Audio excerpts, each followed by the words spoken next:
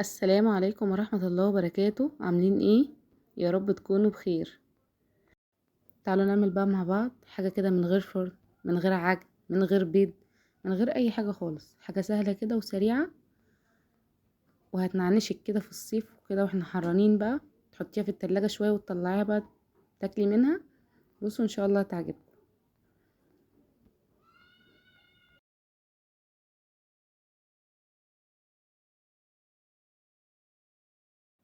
تعالوا نشوف هنعمل ايه.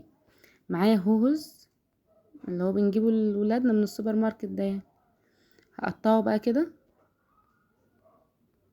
قطع متوسطة، يعني مش صغيرة ولا كبيرة. هقطع كل الكمية اللي معايا.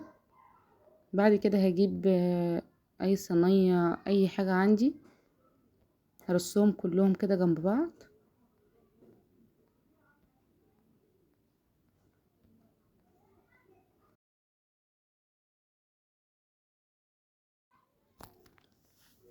هرصهم بقى لحد ما اخلص كل الكمية.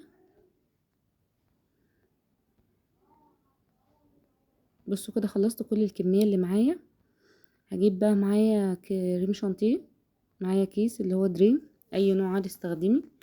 انا بحط على الكيس كوباية الا ربع من المية المتلجة، بخلي فيها كده قطع تلج بحيث ان الكريمة تنفش معايا وتبقى حلوة. هضربهم بقى كويس. لو انت عايزة تحطي لبن بدل الكريم برضو خليه لبن متلج، حطي برضو كوباية الا ربع لبن لو انت حابة ان اللبن مكان المية. انا ساعات بعملها بلبن وساعات بمية عادي، انا حبيت اسهلها معاكم في الوصفة. بصوا فضلت اضرب فيه كده لحد ما بقى قوامه كده. هنزل بقى على الهوز بتاعنا.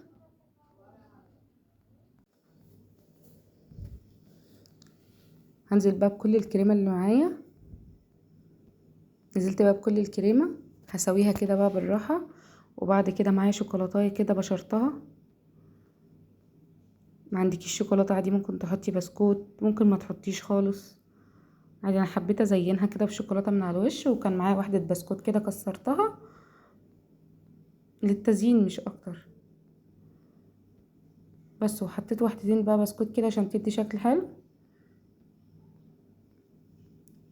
جربوها كان طعمها جميل. انا هدخلها بقى التلاجة، هقعدها ساعة او ساعتين في التلاجة كده عشان الكريمة، وبعد كده اطلعها.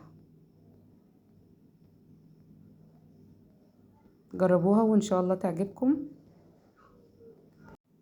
وبكده خلص الفيديو بتاعنا. ولو عجبك الفيديو ما تنسيش تشتركي في القناة وتفعلي زر الجرس عشان يوصلك كل جديد. والسلام عليكم ورحمة الله وبركاته.